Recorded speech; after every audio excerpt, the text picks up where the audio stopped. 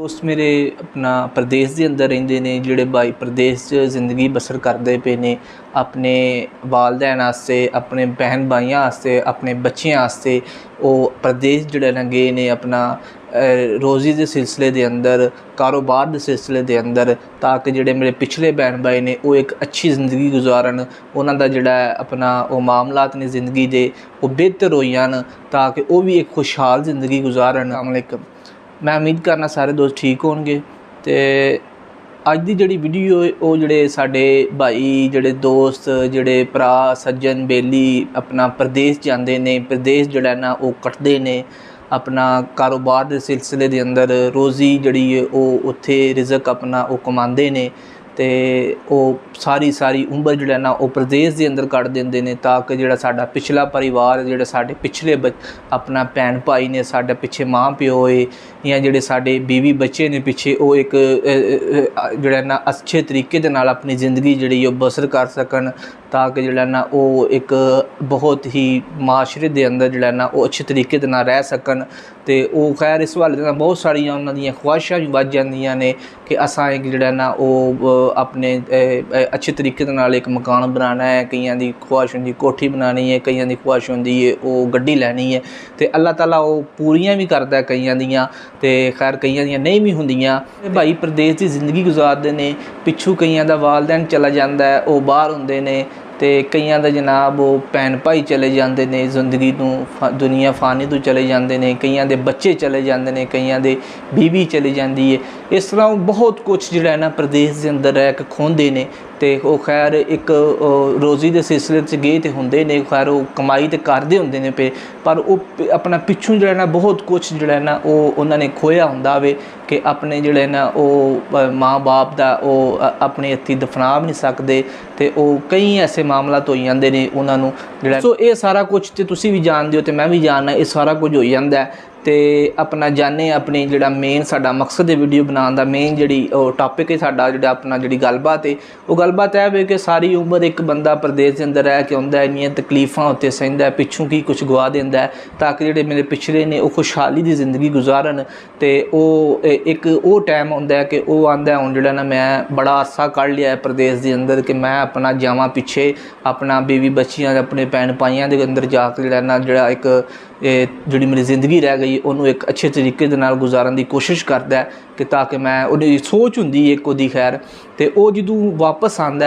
है एक कोई 20 सालों बाद, कोई 30 सालों बाद, कईयां दी सारी उम्र लंघ जाती है, तो वो जदों वापस आंदा है, कई मैं रात नूं भी जिहड़ा ना वो एक दो वीडियो देख रहा सा, एक वो बंदा सी उन्हें जिहड़ा ना सारी उम्र अपनी ज़ईफ हो गया सी, अपना दोवें ही मियाँ बीवी, तो उन्हें प्रदेश के अंदर सारी उम्र कड्ढी, अपने बच्चों नूं पिछों जिहड़ा ना वो तो उन्होंने पालिया, उन्होंने बस जायदादां बनाईयां, सारा कुछ कीता हुंदा वे, तो वो पिछों जिहड़े बच्चे उन्हें वो जिहड़े एक माँ प्यो वो जनाब इस टाइम तरसदा पिया सी कि असी जिहड़ा ना एक वो सानू रोटी लभ जे, तो वो किस तरह मंग के दर ते जिहड़ा ना वो गुजारा करदा पिया सी।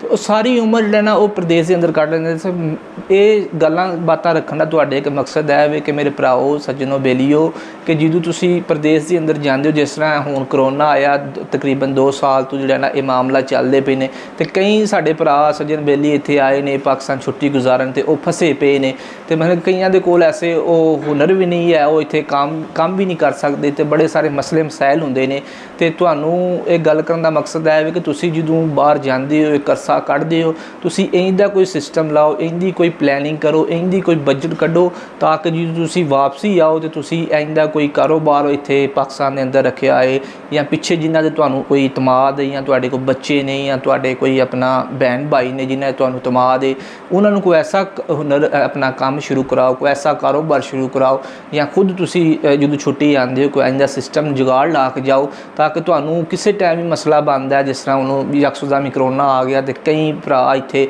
उत्थे जनाब लखां करोड़ां दे विच सन, ते इत्थे वो एक रोटी तो बंदा तंग हो जाता है। रिज़क तो अल्लाह ताला देना, उन्हें वादा किया है, पर फिर भी वक्ती तो जिहड़ा ना वो मसले मसाइल बनते हैं, पर अल्लाह ताला ने इंसान को अकल दी, दिमाग दिता है, शौर दिता है कि वह इस्तेमाल भी तू करना है, तो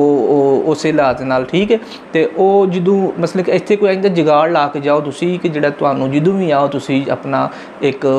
उत्थों सिस्टम ख़त्म करके कि तुसी इत्थे आके अपनी जिहड़ी अच्छे अच्छे तरीके दे नाल जिंदगी जिहड़ी है वो बसर कर सको। क्योंकि असी जदों बाहर हुंदे आ पिछे साडे बच्चे उन्हां दी परवरिश साया जिहड़ा ना वो अपने वालदैन दा तो नहीं हुंदा, तो किसे किसे तरह जिहड़ा ना वो पल रहे हुंदे ने। जदों बंदा कोल हुंदा बच्चिआं दे उदों कुछ परवरिश उन्हां दी अच्छे तरीके नाल कर सकदा है, या वो एक समझदे ने। ते वो जदों उस इंसान ते वक्त आउंदा है कि चलो मैं हुण सारी उम्र कड्ढी है ते बच्चे जिहड़े ने मैनूं वो सुख दा साथ देन, या मसलन कि मेरे वास्ते जिहड़ा ना वो मैनूं सुकून दी जिहड़ी जिंदगी है थोड़ी बहुती वो मैं बसर कर सकां। तो वो कई बच्चे ऐसे वेखे हैं, कई वाकयात होए ने को कईयां ने तो अपने वालदैन ही घरों कढ़ दित्ता, ते बहुत सारे वाकयात जिहड़े ने होए ने। ते मैं ये कहना तुहानूं ये मशवरा देना कि तुसीं इंज दा सिस्टम लाओ, इंज दा जुगाड़ लाओ। अपने जिहड़े बच्चे ने, अपने जिहड़े भैन भरा ने, अपने जिहड़े वालदैन ने उन्हां नूं जिहड़ा ना उन्हां दा सिलसिला भी एक चलदा रहे। तुसीं बाहर हो ते तुसीं इंज दा भी नाल सिस्टम लांदे रहो, इंज दा बजट करदे रहो, इंज दी कोई प्लैनिंग करो